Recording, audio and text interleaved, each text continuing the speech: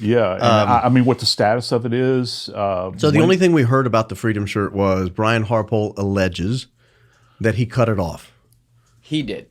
Brian Harpole said on, I think it was Sean Ryan, that he wheels him into the emergency room, finds a stretcher right to the left. He puts him on the stretcher. They put him in a room. He jumps on top. He cuts the shirt off because he wants to prepare for a defibrillator. Now, I don't believe any of that. I think that's totally made up. The security guy? Yeah. Yeah. That's his I mean, Brian, don't sue me. I know you're suing people. Don't sue me. But I think I'm accurately representing what he said on Sean Ryan. Wow. And at that point, that's the last we've heard of the Freedom Shirt. Does that strike you as odd to have a security guy take control of a body when it's in an emergency room and do anything with the clothing? Secret Service were some of the biggest assholes on the face of the planet when it came to Kennedy, now weren't they? Yeah. And they were quite odd. Yeah. They're putting, Dr. Rose against the wall, threatening to arrest him. We're taking the body with us. Oh, right. Yeah. So, I don't know. Wouldn't happen in my world, but, A lot of medical professionals have weighed in and said they don't believe that story. Yeah, I've never seen that happen. It's possible. It's possible. I guess it's possible. Imagine you're a doctor that walks in there and you see a civilian in his case just looking at him for the first time, cutting on the body you're about to work on. Like, that's wild to me. But I'm glad you brought it back to the shirt because I wanted to ask you about this earlier. You were talking about the things, all the evidence you'd be looking for on the shirt, and you mentioned, where the mic was, all that. What, like, medically speaking, or I should say scientifically speaking, what kinds of tests are you performing on the shirt? What are you using products on it? Like, for all of us out there that have no idea how this works. So there are specific explosive residue tests that can be done. And I got to tell you guys, if it were me, State Crime Lab, I'm sure, is fantastic in Utah. That shirt for me, I would want that in the hands of ATF because that is where they dance, baby. And I would want them to check that thing from stem to stern. And we've... Is this just a microscopic examination, or are they adding chemical fluids? There's two ways of testing it. First off, we do what's called a gross examination, which the gross examination is literally as it sounds. You are physically looking at the thing. You're using hand lenses, and you're also using scopes that have a certain magnification, and you can look over the surface of it. And this is kind of the multi-step process that it goes through. And it's at that point, once they have cleared it, and I wanted to point this out as well, just so you guys know. And we can get to this with DNA as well later, because I think a lot of people wonder about how the samples are taken. That shirt would be broken down into little grids. Okay, so if you've got it laid out, for instance, we do this with what are called tape lifts. Tape lifts, like if you take tape and you lift off of the surface of a shirt, say it's the right arm. Well, this is going to be the right anterior arm of the shirt. Okay? That tape lift is set aside, and this is designated like A1. A2 would be the left anterior aspect, and then B1, B2 on the back. And so you're breaking it so that it's controlled. You're just not like randomly searching it. And just as you search it, you would break an item up like that into grids so that you can go back and identify it. Say, I examined grid such and such, and in here I found nothing grossly. Then you go back with whatever kind of chemical testing they're going to be doing, and they're going to look for a wide variety of things. And anything they collect also microscopically is not necessarily, it's not purely a chemical test as much as it is you have, you're going to use spectrometry where certain chemicals bend light in a particular way. And so they're going to look at it from that perspective microscopically. They would run this thing through through the mill, very, very thoroughly. That's why. So is this the medical examiner, or is this? That's going to be the state of me. But does the medical examiner take custody of the? Yeah, temporarily you do. And and a lot of people don't understand this. I'm glad I got a chance to kind of explain it. So if a body comes into the morgue and it's fully clothed, the best practice is to, in fact, have a crime scene investigator physically there from whoever the law enforcement agency is that is working the case, okay? And those items generally are turned over to that subject, okay, that's in charge of it. Now, there are certain cases where, like a shirt like that is going to be super saturated. Obviously, you can see it, it's going to be really, really wet and gunky, okay? We have what are referred to as evidence dryers. Now, they're not like a tumble dryer. It's like a big box that you literally place something on a hanger and you hang it inside the thing, and there's no humidity in it, and it dries this thing out in place so that it becomes so that any evidence that's on there is manageable and you're not going to lose it. And that's not the medical examiner either. It all depends on the department. Okay. Like if you go to LA, they've got an in-house forensics department there. Okay. Right. So it might have to go somewhere else, and it's going to pass through a lot of hands. So not even state to state, it could be different city, town to town. Absolutely. And it all depends on, what kind of resources. Again, you're talking about bureaucrats, right? Right. So it all depends on, you don't know what their funding is. You don't know, there's a lot of unknowns relative to that. Okay. So they would put that in the grid section so they have that back to refer to. Now, when you're looking at, just take it on the whole rather than focusing on each part of the grid. When you're looking at it, what types of things would you be looking at right away to determine gunshot or something else? Well, for me, in a gross examination, if we go back to the idea that there was an explosive event, okay, explosive events look completely different than firearms events. So you'll actually see like bits of charring, around an area. I've seen cases where things have exploded on people and clothing is like singed, burned. There's a certain element of heat, like really intense heat, that arises from that in the immediate area. So you're not necessarily saying that happened, but it has to be taken into consideration. If it's a question that has been asked, you want to try to be able to facilitate answering that question, either in the negative or the positive. We don't see any evidence of that, or, hey, this might be evidence of it. So in the gross examination, that's kind of what you would be looking for. Also with clothing, that where you have an explosive event, you'll get this kind of fragmentation thing that takes place. So you'll see like little bitty defects in there. If you've got some item that is blowing apart, you'll see little defects that are not they're not necessarily uniform, but you'll see the clothing kind of frayed and torn and that sort of thing. Okay. Now, once he was actually shot and you see the security team go around it, let's bring the video back in now because we do have video. I had said earlier, let's pretend we didn't have video. Yeah, How do you look at it? You bet. What are the first things that a good, well-trained, first responding security team should be looking to do handling a body like that on the spot that has been hit with something that traumatic in the Stem neck? the bleeding immediately. I mean, pressure has to be applied, but you can't. This is a difficult area, man. I mean, it's difficult. You don't want to choke them out. No, you don't. Like, because, one of the things, I mean, it's like, again, when dinosaurs were on the earth, when I went through the Army, when I went through Army basic training all those years ago. 1824. It was, man. We had those Springfield rifles, man, muzzle loaders. They teach you to apply direct pressure. They do that in any kind of first aid course. Right. The neck in particular is very difficult. How much pressure do you apply in that specific area? But look, if you can't stem the bleeding, all is lost, man. I mean, you're gonna have to stem it. And with an injury or an insult like that, what would you use to stem the bleeding? Your hand? Direct pressure, yeah. And if you have, I would assume that if you had somebody that had some baseline medical training, they may try to take a 4x4, which is, the 4x4, kind of bandage thing that you see, and try to plug the hole. Perhaps desperate times, desperate measures.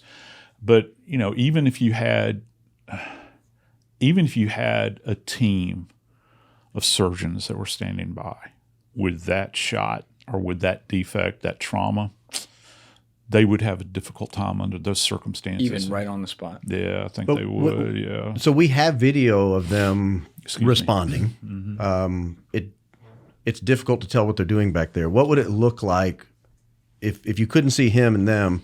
What would they be doing to stem the bleeding that you would be able to tell from above the table? Would you see them reaching, repositioning him? Yeah, what are they doing? Probably because they're seeing what you're seeing is because his heart's maybe still beating at this point. Mm-hmm. Don't know. All right, might have agonal respirations, which is just kind of this, that kind of shallow thing that's going on. Life is ebbing away. When you see that, what appears to be blood issuing forth from the defect, that's not going to last very long if the heart is still pumping, because these are major vessels in here, and they have a tremendous amount of pressure, particularly the carotid.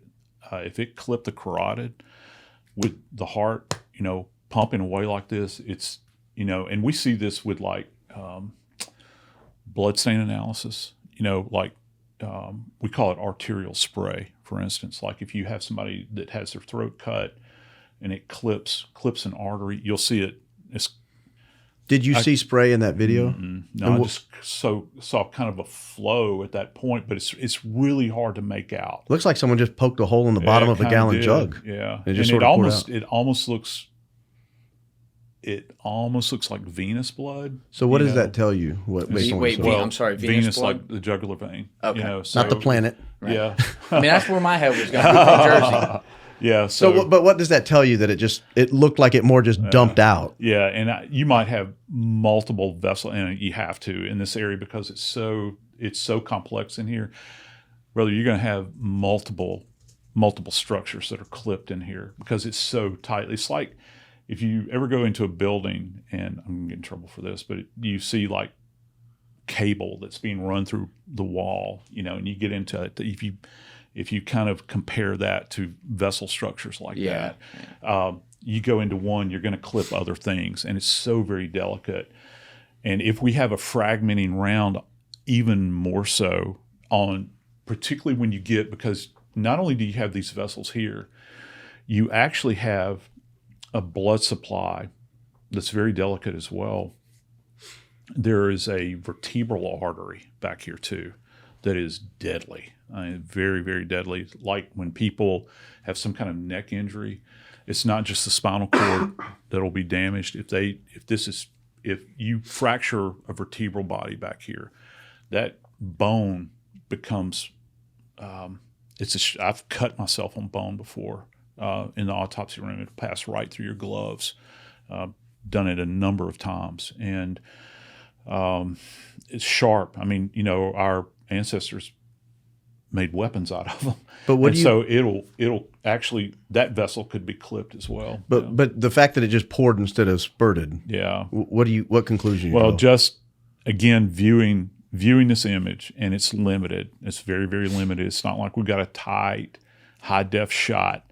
It looks like venous flow to me. It just does, because it just comes out, and it's not like doing this. So talk to me about the anatomy of where those two are located. Is one in front of the other? Mm-hmm. As you face say you're standing at Charlie. You have the external carotid that's right here. And that's the arterial blood. Yeah, that's the arterial blood. So are they laying like this? Yeah, kind of opposing like this. And so, but is one in front of the other Yeah, and so which one's in front? It's the carotid. It's right here, and so it's going to pass through and clip, and it can clip both of them. It'll create a defect in both of those. Not to mention all the other little arterial and venous supplies that are branching off of it. So tracking down, of course, the carotid splits down and goes into like the subclave right here, which runs right beneath the collarbone. And it branches off. Very highly complex. And again, that's why I was saying there's so much damage that can be done in this particular area. So much damage that can be done in this particular area that even if you had a team of surgeons standing there, it would be very, very difficult. But when you say you see what you perceive as primarily venous blood, is it possible the venous blood is of a higher volume relative to the total, or is it that you think it may not have arterial blood at all? Why does it look that way to you? I don't know. I couldn't say. So just going off what we can see here, obviously we have the main story they've told us. Like we said at the beginning, 138 yards away, 30-06, Tyler Robinson shoots it. When you see a wound like this, though, could you see something like that occurring from something that's not a bullet? I don't know. I would have to have an idea of what that would be. I mean, is it something that's propelled through the air and driven that creates that? And again, I say shape. I can't fully appreciate the shape because it's at such a grand distance. I know that it's not a massive opened area like this. It's not like something has exploded in the sense of like, I hate to keep going back to Kennedy, but with... Well, that's your case, so go back there. I wish it had been my case. Yeah. It would have been handled a lot different. You'd be dead, but... I probably would be, You don't have this explosive event like that. This is a concentrated area. So if you're asking me to speculate on what else could cause this, I really couldn't. It has to be something that's dense enough that would maintain its physical characteristics in order to create a defect that you're going to have blood pouring from it. Initially when people watched it, they all assumed it was an exit wound. I mean, the first day, everyone was like, that looks like an exit wound because it was so big. When you first see it, before the blood starts pouring out, you see it's hard to tell on a two-dimensional video, but it looks like it's the size of a nickel or larger, which is a lot larger than a typical entry wound. Is it possible that is blood coming out and nothing had gone in, meaning there's some action on his body that caused it to erupt through the skin? I can't. To my way of thinking, nothing comes to mind right now that would explain. That's where I am. Yeah. I mean, I just figured I'd ask you the expert. No. I mean, and nothing comes to mind that, where I'm thinking about it, that it could be, you could have something that would produce that kind of insult. And I'm sure that there are a lot of people that have speculation about that. So Martinson's original thought where he was talking about it was a shot from somewhere else. In that situation, to go back what you were saying, just to set the standard here, if it is another type of weapon, another type of gun that fired around, would it matter what kind of bullet or what kind of gun to be able to see that same kind of spinning cycle you were describing with the bullet to be able to examine the wound and figure out the entry point? No. That the abrasion collar that I was referred to earlier, it's going to look.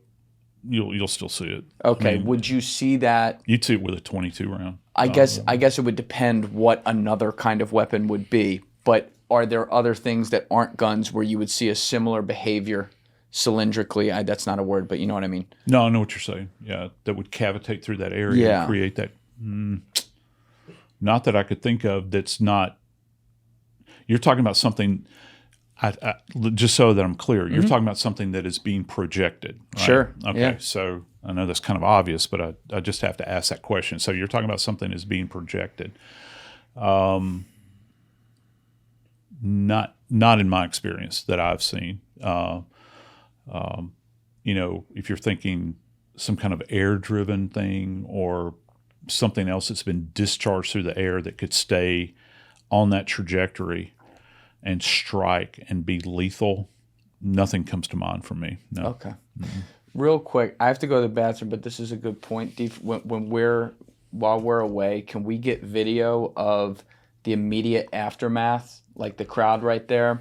The video of the guy removing the camera cartridges as well, the SD cards, and then also video of them carrying his body to the truck, and we'll have that queued up, ready to roll, and we'll go through the next steps of it. All right? All right, we'll be right back. All right, we're back. So, Baron, you were just saying something off air to go back around to some of the sound conversation, the dynamics of that we were talking about earlier? Yeah, when he was talking about sound, he said one of the first things he would do as an investigator is show up and ask people what they heard. And we ran a whole montage of people, witnesses. He wants you to slide that way a little bit. Yeah, sorry. Oh, I'm sorry. We ran a whole montage of witnesses that were on camera, and they all said they heard a firework or a firecracker or a pop. I talked to a student at UVU the other day, and I asked him the same question. What did you hear? What did it sound like? And he said, it honestly sounded like a balloon popped. And I was like, well, where were you? And he said, I was 10 feet to Charlie's left. He said, I was like 2 or 3 rows up, maybe 15 feet. And I said, you didn't hear like a loud boom, like a rifle boom? He said, Crack. no. Yeah. He was over there. He was to Charlie's Like left. to our right. Yeah. To our right. Okay. To our right, looking at him. And he said, I just heard a pop. I said, did you hear like a boom, boom? You know, like something you'll hear, if you're downrange, you'll hear the crack, and then you'll hear the boom behind it. And he said, no, there was no second sound. It was just a loud pop, like a balloon. And all the different people that said they thought someone was shooting off a firework or a firecracker. Is that what you would expect with a 30-06? Yeah. Oh, okay. With a 30-06. Well, again, it all depends on where you're positioned relative to it, and where the shooter, if it is someone shooting a 30-06, where they are positioned relative to the rest of the crowd. I'd be very curious if because there have been cases out there where they have audio people that actually come in and do audio mapping, of cases like this. Feds have done it before. What could you hear? And the other thing that there's so many dynamics that can impact the way you hear things at a scene. In this case, if you got somebody that's in an elevated position, how is that sound going to disperse into the air, as opposed to being flat on a flat range if you're firing a rifle, where you can hear the concussion of it, kind of traveling out at that moment in time. So and this is such an odd setup. Again, got to tell y'all, if I was, and I'm not, never want to be, but just, and everybody can Monday morning quarterback, this is not the position I would want my guy in. Because it is a bowl. I mean, it's a death trap. Oh yeah, down he's there, looking up at the watchtower. Yeah. And it's a horrible circumstance to be in. You're not alone in that, because most of his people that have gone on the record said when he walked in, they were like, I don't like all these roofs up here. No, and why in the hell you don't have people up there, walking about and doing. And of course, these questions have come up in other cases, relative to Butler and all these sorts of things. And well, speaking of direction of sound, he has a video. This is a video. You can see the people still running away and dispersing. So this was seconds afterwards. Right. Okay. This people, is the one you sent him? Yeah, this is the one I just sent him. Yeah. These people are standing just to position you. This way a little bit. Sorry. Just to position you. These people are standing between the Losi Center and the tent. Gotcha. They are on the ledge directly in front of it. Mm-hmm. So if the shot was 138 yards, these people are maybe 20 yards in front of the alleged shot. Mm-hmm. And so... All right, let's play it. Jeez. It's down there. So it was down here. Yeah. The shot came from down there? Shot came from down there, they said. That's insane. The roof is here.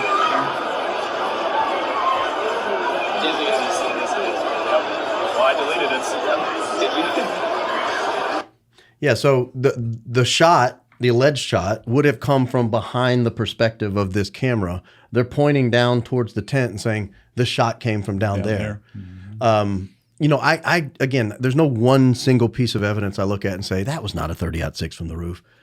But I see something like that, and those are eyewitnesses. Yeah. Immediately. Immediately. I mean, these are basically excited utterances, and they're saying the shot came from down there. Down there. Yeah. Is there a way that I'm really unfamiliar with the science of sound and what it can bounce off of in a situation like this? is there a way that because of the buildings around there and the nature of the fishbowl atmosphere that the sound could have traveled? So again, you don't know it's coming either, so you're reacting to it, so you have to try to remember it afterwards. But they are instantly recording this, which is great because it's their instant memory. Is there a way that sound could have traveled in such a way that it reflects off some sort of walling or building that could make it appear like it went from somewhere else? It's certainly, it's certainly something that's you have to entertain. Again, I keep going back to Kennedy, and you think about there in the buildings, of course, there in Dealey Plaza that are surrounding that area are a lot higher, and that's going to impact the way that sound is dispersed in this environment. But you still have structures. It's not like you're out on the open prairie here, okay? So yeah, all of that has to be factored in. Even the people have to be factored in, because I submit to you that if you have a fixed point of an origin of sound, if you've got nobody down there and you've got 3,000 people down there, even the presence of human bodies is going to impact the way the sound is going to travel, depending upon where the point of origin is. If it's down on the ground, okay, it's going to disperse differently than if it's, superior to everybody else. Okay. In my opinion, but what do I know? I'm not a sound engineer. When we brought that up in the break, you also mentioned, though, like the Las Seis Letras and their pager operation, referring to Mossad, and like how that would have worked from, like, I think you were referring to it from, was that from a sound perspective you were talking about that? No, I was talking about how savage it is. Like when just the pagers, when you see, and the one that stands out in my mind is the guy, I think he looks like he's in a grocery store. I think he's adjacent to like a fruit, like fruit bins and all that sort of stuff. And when this thing detonates, it's very violent. There's a tremendous amount of smoke and all this sort of thing. Yeah, we can't show that, Dave, but we can watch it in here. Okay. So they're in the store. I don't know if I want to watch it. And then it cut away. Oh, did they cut away before? Yeah. Well, no, because it gave me a warning before the video, so it should have. They may have clipped it out anyway. They took it out. Good thing we didn't show it. Yeah, for the best. Okay. But you were saying, Joseph? Yeah, it's just, that, just referring to that itself,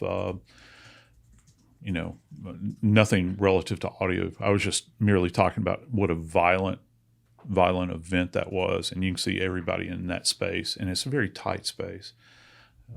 Reacting to that.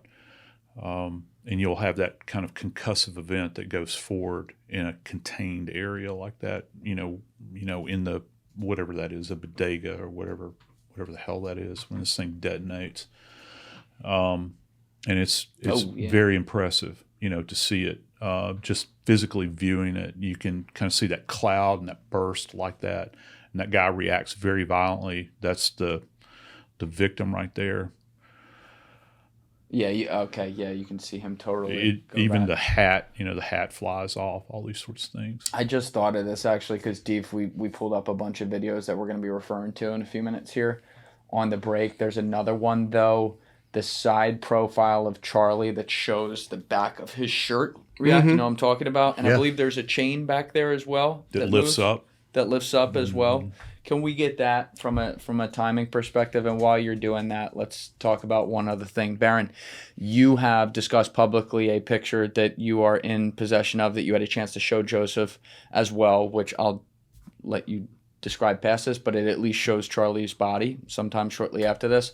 And on the shirt, there is, I think, what you described as dead space, meaning like there's blood and then a bunch of space where there's not blood about right. Steve, can you do camera 1 for this right here? So there's a bunch of space about right here where there's not blood, and then blood up here, blood down here. Right. And you were, and I was too. What appears to be blood. That's right. He's learning. There you go. Gold star, man. What appears to be blood. But that struck me as weird, and it struck you as weird. What about you? No. Well, going back to my example of the self-harm people, with firearms. Unaliving. Thank you. And I'm just talking about from that perspective, what we see relative to blood deposition. And one of the areas that we kind of dance in forensics is blood deposition, blood splatter, that sort of thing. So when you'll have somebody that's in a position, and I'm not referring to Charlie here, I'm referring in general, all right? So you can have absent space, and it's a good pickup because it's a question. I've actually got an image that I show in my class of a guy that was in this position. He's got blood down his legs. He's got blood around his collar. And then, but he laid back on a bed, and then there's nothing here. And he bled profusely. All right. But there's that initial blast where it kind of poured onto his legs, but this area was protected. It had specific margins to it. And you can appreciate that sometimes with blood deposition. And that explains it. It all depends on the attitude, physical attitude of the subject that you're talking about, where they were positioned. And again, people don't think about this. Your clothes move independent of your body. They do not move. They do not move in concert with your body to the degree that they're like a second skin on your body. They're going to arrange dependent upon how they're physically constructed, how you're dressed. Is it tucked in? Is it out? All these kind of dynamics play into it. So it might move in the same direction, but the timing may be off. Yeah, it's going to be completely different because you've got your body's rotating on one axis, and the shirt is not keeping up with it. So okay, Steve, do we have that video, the side profile one? Okay, so again, this is not something we can show on screen, but you guys, if you follow the case, you've probably seen this online. But let's just play this real quick, just for us in here. So this is at the point of impact. You can see, obviously, the back of his head where his hair meets the neck, totally shifts position on the shock of entry. The shirt almost in concert on the frame changes positions too, but it changes at the top. So like if I'm looking at the back, yes, there's movement in where the shirt is on the upper back, but when I look up at where the trap meets the neck, it moves profusely right there in, I'm going to say, eyeballing at about a 25-degree upwards direction. So seeing as the bullet is fired from technically above him at 138 yards, as they say, is that strange that that the neck and shirt are moving almost like in an upward direction like that as opposed to online? Yeah, I couldn't say because of the dynamicism of this. And that shirt is also anchored in the back where he's leaning back like this. Do you see that? So it's anchored. It's kind of held in that position. It really doesn't change position there. So how is that energy going to transfer about, or how is it going to translate in appearance to the cloth or the fabric of the shirt as this round is allegedly striking the body? I find this shot particularly, let me rephrase that. I find this imagery particularly fascinating because of what you're seeing relative to the anatomical changes. Anatomical changes. Yeah, well, you can see the neck actually protrudes a bit there. Not a bit, significantly. It pulls away posterior right. You can see even the hairline changes there. How does that not have an exit wound if it changes that profusely? I have no idea. The energy transfer, if it did in fact, as Barron had pointed out earlier, which is fascinating relative to what they're saying about C2 through C7. Seven, yeah. An incredible level of violence, internal violence there. And the skin is reacting to that wave of energy that's going through there. And Lord only knows, I would love to know to what degree. Well, first off, specifically, what vertebral body was actually impacted, like specifically, because you can get this kind of peripheral fracturing that takes place because of a concussive event, where you'll get these little hairline fractures and all that stuff. But which vertebral body did it actually slam into, if that's what they're saying, with C2 through C7, and how is that affecting externally the skin there?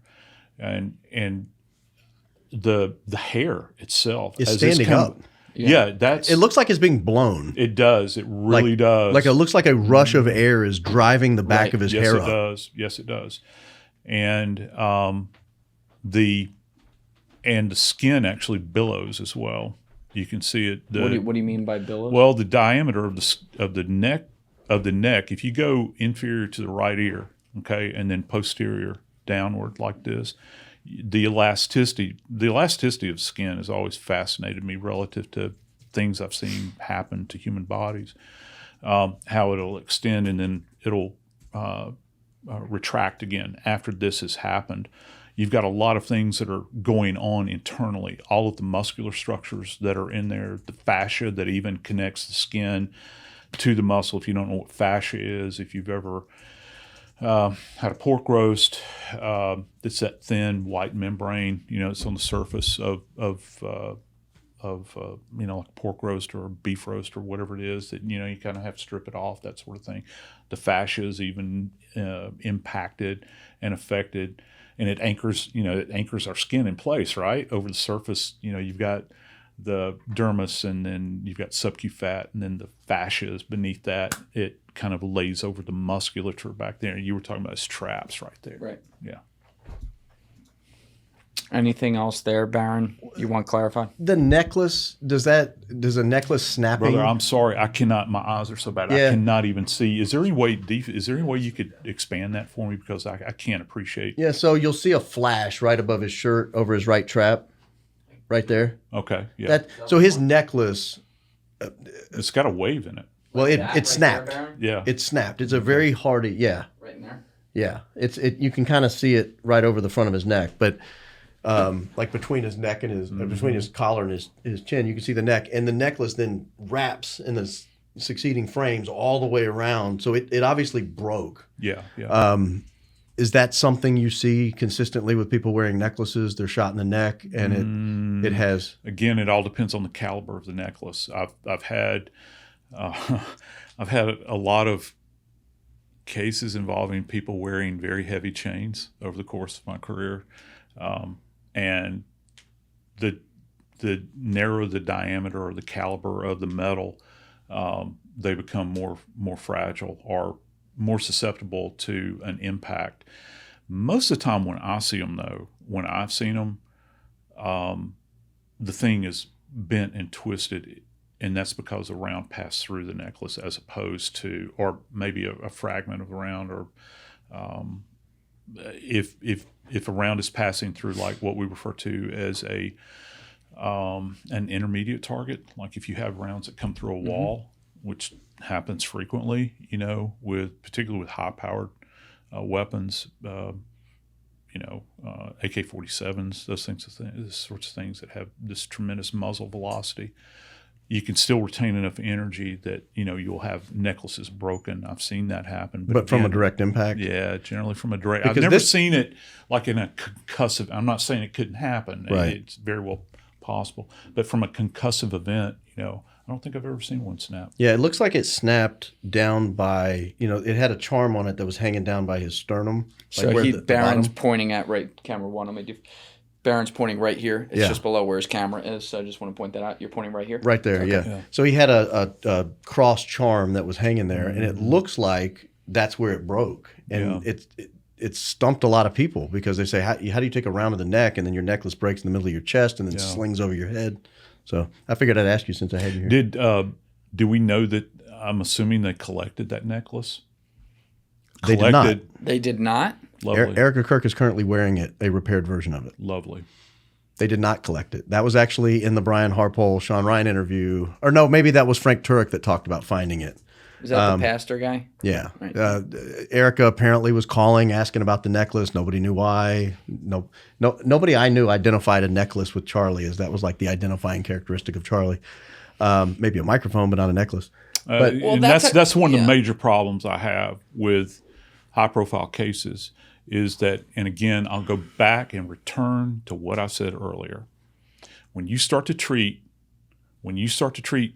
cases differently than other cases, that's problematic. Yeah.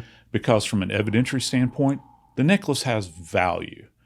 Because if it broke, guess who I want to take a look at it? I want tool mark people to take a look at it. I want the tool mark people with the crime lab. I want them to see it. I want them to see how'd this thing fracture. Give me your opinion. Yeah. Because again, ruling in, ruling out.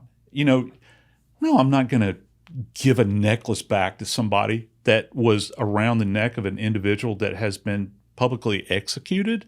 No. Are you out of your mind? How about the mic? Yeah, that should have. Mic. She's got the mic in a like a fucking Lombardi trophy in some glass box that she takes to events that you pay $10,000 a fucking plate to donate, and it's still got the blood on it, by the way. But like, don't you think that should probably be in the chain? Everything there. Thank you. Thanks for has evidentiary. You're going to get me spun up now. Please, everything there has evidentiary value. That chair has particular value. Oh, I didn't even think of that. You talking about the chair that Terrell Farnsworth stood in to get the camera? Well, I mean, people are going to do what they do in the immediate. Yeah. I don't necessarily. What's the evidentiary value of the chair? Oh, well, I'll tell you specifically. Joseph, not to direct you a little bit, but when you're talking, just a little bit more on an angle, just so people here can kind of see that? you. That's Is that perfect. better? Okay. That's perfect. I'm sorry. I've got to. You're doing great. I've got to direct my eyes. I'm going to look at you. All right. Okay. No, I want you to look at Baron, but just like keep it where you're kind of like in between us, that kind of thing. I want to tell you. Look at Dave. I love your haircut. I love your haircut, by the way, too. It looks good, man. Thank you. I like You it. got a haircut since yesterday, didn't you? No, I just thought that yesterday I forgot to talk about how my ears. I looked. It's okay. It's a bad word. Okay, so Mark it. He's learning. so that chair has specific value. Do you know why? No. Okay. Think about how we're sitting right now. Everybody at home, think about how you're sitting, okay?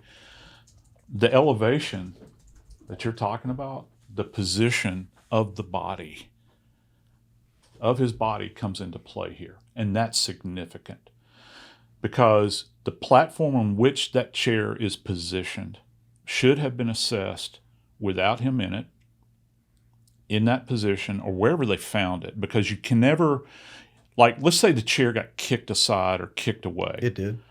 You cannot go back and place it in the exact position. However, there's an accounting that has to take place with that specific chair, because even if that chair came off the line at the manufacturer with 100 other chairs, that chair is unique to itself.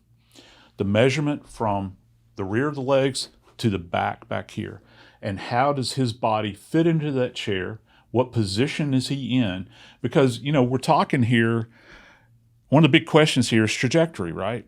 We're talking about, is it a flat trajectory? Is it an elevated position? Whatever it is, that chair has significant value, and it can have evidence on it as well. Blood deposition, these sorts of, we don't know what's on the chair.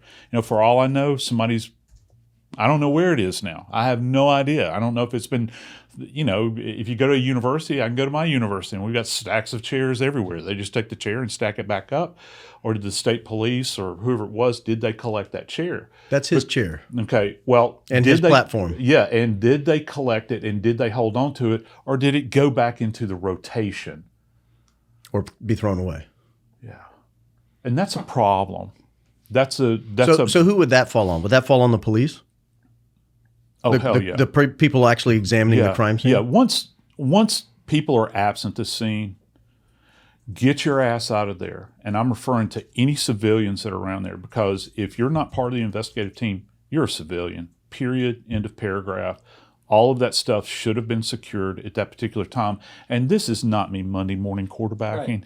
This is baseline stuff. This is like this is something that you would teach a freshman class in Forensic Science 101. So what would it tell you if there was no chair and no platform and everything had been removed? Well, it's going to tell me that any kind of measurements that you take where you're trying to pull trajectories, your data is potentially skewed. Yeah. Yeah, you're good. I have coffee for you right there. Deep got it. Look at that. He's on it, man. Come on. He just floats in and out. My man. That's it. So, all right. So, chair is a problem. Also, this is not an adjustable chair, as far as I can tell. It looks like a wireframe kind of. Right. Yeah. So it's a static chair. Imagine if they put that back in rotation. Jesus Christ, that would be insane. I think it's more likely it was thrown away, but maybe the police have it. I don't know. Yeah. We don't know. No, I hope they do. And all of the surface area there. Deep, is there any way you can? There's one. Yeah, hold it right there if you can, if you don't mind. Just freeze it right there. Actually, So- we can put that on screen too because there's no bullet right now. YouTube, there's no bullet, no blood, no anything. We're in concert. He's not pressing play on the video. Thank you. Okay, so do you see the forgive me, Baron, because I don't know what's the composition of the surface that this thing is contained on. It's is it a carpeted indoor outdoor kind of? So it was a grass base, and then there was a platform, an elevated platform that was. That's what I'm referring to right here. The surface of this platform. What is that made out of? It was a plastic platform with I believe, a metal exterior around it, and then metal legs that went down. Yeah, so all of that surface surrounding that chair, moving to his left, forward, any of that area right there has value to it because you've got blood deposition there. Now you say, well, why is that important? Well, it's very important because you want to demonstrate, you want to retain that from an evidentiary standpoint you could not go, people ask this question frequently when you have like a really bloody scene. They want to know if you can approximate the volume of blood that was spilled. You can't. That's an empirical impossibility, but you can demonstrate it visually to show where the deposition is. And this is not a sightseeing tour. This is something that you hold on to, and you want to hold on to everything. This is something significant. This is where a homicide, and we can all agree it's a homicide. This is where a homicide took place, all right? If it was on a carpeted surface in an apartment, I want that section of carpet. Yeah. I've gone into places where we've completely pulled up linoleum. All right. I know I have colleagues that have pulled up ceramic tile before and held on to it. It's a pretty significant piece of information here that you're retaining.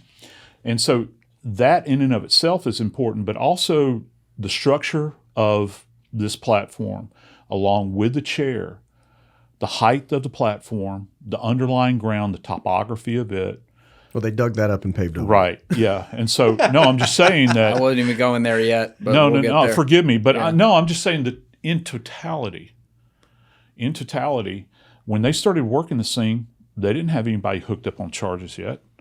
Everything there has value to it. Yeah. Every single thing. I'm not saying that you go out and you need to keep the railing that's keeping everybody back. You don't want that, but I'll tell you, I want The closest radius. I want the top. I want that canopy. I want to see this. I want to know if What do there's you want blood. to see there? I want to know if there's blood deposition up there. I want to know if I've got anything above him. Could that rule out? Could all of that you just described rule out the explosive microphone theory or any of the other theories? Because, if you said the shirt, you might be able to test to rule out. Yeah. But what about the chair? What about the platform you're sitting on? What about the perhaps. tent? Yeah, I suppose that it could, because with an explosive event, you're going to have residue when an explosive event takes place, you know how I talked about the powder a little while ago, and it acts like talcum powder. Mm-hmm. It's a very violent event in the immediate, but you've got this particulate matter that kind of showers down on everything. It's because a lot of stuff it has no aerodynamic characteristics, or Limited. Thank you very much. It has limited aerodynamic characteristics, and so gravity, it's just going to fall and it's going to settle.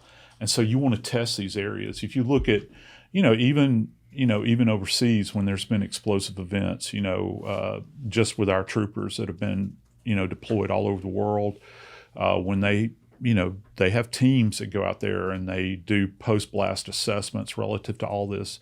You had it with Boston Marathon, all these things. You can go out and you can do these samplings of everything. Well, that's something that people are thinking about, and I don't know that they were thinking about this at the time. You could either rule it in, rule it out, certainly, but for my purposes, just from the deposition that appears to be gunshot related, I'm going to want to know about the impact, the surrounding area, how blood is deposited. I'm going to want to see that chair, his clothes, and not just the shirt. I'm going to see the pants as well, his shoes, his socks, anything that's on him. So would it, and again, I asked this earlier, would it fall below the standard in your opinion if the chair, the platform, and all this isn't preserved and it was just cleaned off and thrown away or put back in rotation? way below the standard. Yes. And where would it be stored, just from a layman's perspective? In an evidence room somewhere. And again, it all depends on who's processing. So anything you identify as evidence, you don't think should have been turned back over to TPUSA to store? Hell no. Okay. No. Are they an investigative agency? Do they have prosecutorial powers? Because we're talking about it. Again, let's all kind of come back. I'm not being smartest. I know. Let's all come back. Center mass here. It's a homicide investigation. Yeah. It should not be treated any differently than any other homicide investigation out there. Period. End of paragraph. Now, here's one thing about this, and we mentioned this earlier, but now you're really bringing into context when you talk about all the different pieces here and things you would have wanted in a perfect world preserved or not touched at the time. A lot of most homicides that occur, it's in a more secluded place, a lot of them, or at the very least, it's not in front of 2,000 people. Yeah, you don't have an audience. You don't have an audience like that. So in this case, you have a public event, a major speaker, chaos immediately ensuing. So naturally, there's going to be some things that are not treated perfectly well right away just because of the cascading effect of so many people there. That said, once his body, and I'll come back to that video with carrying to the truck thief in a little bit, but once his body is taken out of there and people begin to disperse a little bit and leave, let's start with the video that we have, Deef, of the camera guy removing the camera SD cards that were behind Charlie right here.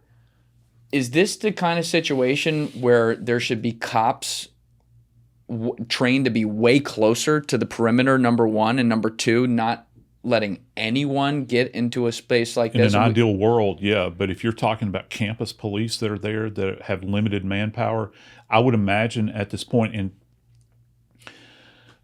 Baron, correct me, please, if I'm wrong here. I'm assuming that there are no other law enforcement assets around this area other than campus police. So not exactly. The guy in the blue shirt in the background, and there's another guy in a red hat that keeps ducking in and out. Yep. Those are officers from other agencies that were this playing guy clothes. back there in the far back. Right. Yeah. So for them, they understand at this point. Now I'm thinking about crowd control and all this stuff. Like your boy that just walked into frame there that's pouring water over the back of his neck or whatever the hell he was doing. Mm-hmm. He doesn't need to be in that space, period. And I don't know whether he's law enforcement. I know for a fact the other two are. This is 9 minutes later, by the way. He doesn't need to be there, period. Yeah. That guy nobody needs to be within that area because here's the thing about crime scenes, and we teach this over and over again. You can always set your perimeter up at a very distal point, all the way around, right? You can, first off, you can do that. And then you can contract it where you're bringing it back to center. However, so get back. As far, you want as many people away and you're going to cordon that entire area off. When you run into trouble is when you only focus on that. And you set your tape up or whatever it is, you create this boundary in that little area. Well, as an attorney, if I go back and I move that tape, guess what happens? You can say, well, this was not controlled out here. That's right. This has been contaminated, at this point in time. So you always start big and then you contract after that. So even though they weren't UVU police, the fact that they're uniform, plainclothes officers carrying badges and guns, they know that this crime scene should be sort of sacrosanct in this moment. Yeah, I teach at the State Police Academy in Alabama. That's basic training for academy graduates that if they're post-certified police officers in the state of Utah, which I'm assuming they are, they know that that's a critical area right there. You don't want to let anybody into that area specifically. But even though he's an employee? Those people up on that amphitheater area. In the back. And I'm just throwing this out there just for consideration in an ideal world. And again, giving them a little bit of grace because they ain't got a lot of manpower. All right. I think that we can all acknowledge that. Okay. Because there's some things that are just, it's not possible to facilitate. However, the stands up there, you see, I don't care if you left your book bag, your phone, whatever it is, you ain't getting back in there, period. Because I don't know what value any of that stuff, nobody knows what value it has at that critical moment in time. Right. You're pushing everybody back, you're locking it down, and you're going to keep it locked down. And so you think having an employee milling around the area, the immediate adjacent area, in Terrell Farms was his name, but you think that falls below the standard? yes, it does. Okay. Yeah, they should, you get out of here. Unless he is a principal witness at that point in time and they need to speak with him, he still shouldn't be right there. You, come here. You stand right here. Do not move from the spot. Yeah. Don't walk around. Don't pour water. Don't pour water on the surface, please. Of the crime scene. I beg you. That's a no-go. Yeah. So you don't want to, because you're introducing something into this now, and understand how I'm using this word. This is a pristine crime scene at this point in time, or should be. It's pristine in the sense that it's untouched at this point. It has not been processed. You want to take any element that you possibly can away from this. It's going to impact how any of those structures are set up or were left behind or whatever the case might be. Well, I'll proffer that the guy walking around talking to those two cops grabbed the chair, set it up under the camera, took the cameras down, moved them, set them on the table, removed some object from it. We believe it's the SD card. That's his story. Removes something from the camera and then walks off. Does that fall below the standard to Yes. allow that to happen? Can I play that on a loop? Yeah, I just wanted that on the record. yeah, that's on the oh Lord. Oh my God. Yeah, that would be below record, below the standard. Yeah. Is there any, if you were the responding official on this scene and you got here right now, this is 9 minutes afterwards, and Yeah. it's still somewhat pristine minus Waterboy over there.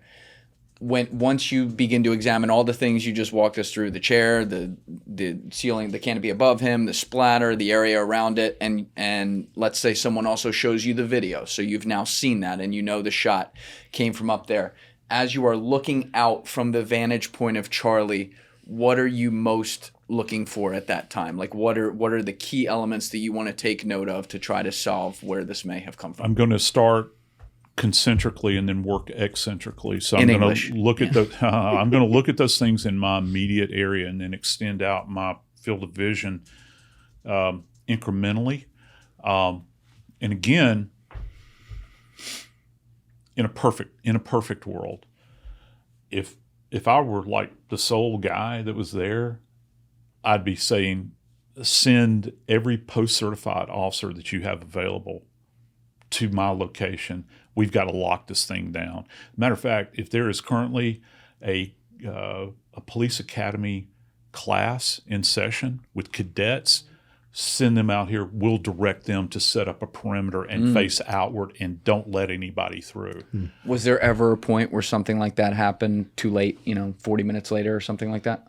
They did establish a pretty good perimeter around the top of the amphitheater, like the last concrete step. That's a great spot to have it. But it was 20 plus minutes So- after. Yeah. a long Well, time again, going to playing devil. I don't know if I'm playing devil's advocate. It's just practicality. I've been out on cases before where I'm sorry, guys. There's some kind of cord or something here. There we go.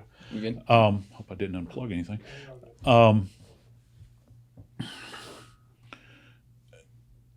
Where we didn't have the ability, to cover and nobody anticipates. You can go through all of the, through all of the emergency management stuff that they send you through, where you have critical events and you have mass casualty events, and you can, tabletop it. It's what they call. You go in and you tabletop all this stuff, but until it actually happens, you don't know how it's going to.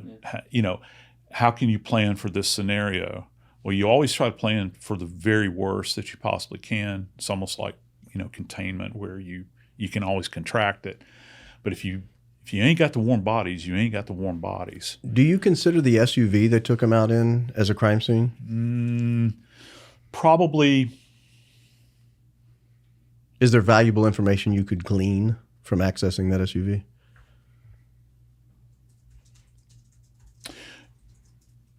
again, back to Kennedy, it's not the same as a Kennedy limousine because that's where a violent act took place. It has value to me in that if I'm a law enforcement or crime scene person, I don't know any of these people in his group. I don't know them. And if I'm, working the scene, if I'm involved in this, my name's going on the report, I'd want to hold on to it until, let me see the vehicle. What did you do? What did you do? What did you do? Where were you seated? Where were you seated? What did you say? What were your actions? Did you remove anything? Is there anything we should be looking for in here? Now's the time to tell me right now, because I don't want to get this thing and find something on the floor that you didn't tell us about. So there's a come to Jesus moment, where you're talking to everybody, tell us what you did. And then it's at that point in time that they can either choose to retain it or, release it. But I'd have to... There's going to be photos taken.